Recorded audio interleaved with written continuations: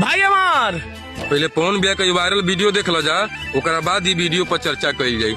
इस video में पवन भैया के साथ में जो औरत दिखत अली, ये अपने समय का सबसे मशहूर और सबसे पुरान म्यूजिकल एंड डांस ग्रुप चलावे वाली बिजली रानी है।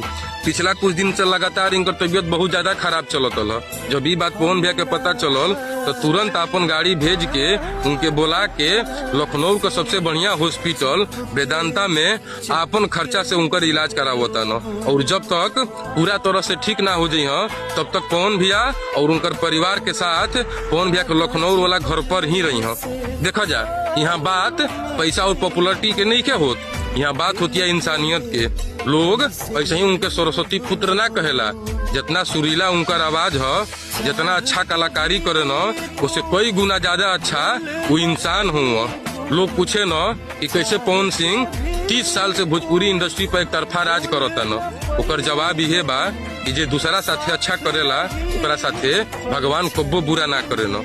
इंडस्ट्री में पैसा तो बहुत लोग कमाई न, लेकिन पैसा के साथ साथ जनता के प्यार कमाए वाला एकलौता अपन पावर स्टार पवन सिंह ही बानो। जय हो पवन भैया, जय हो भोजपुरिया समाज।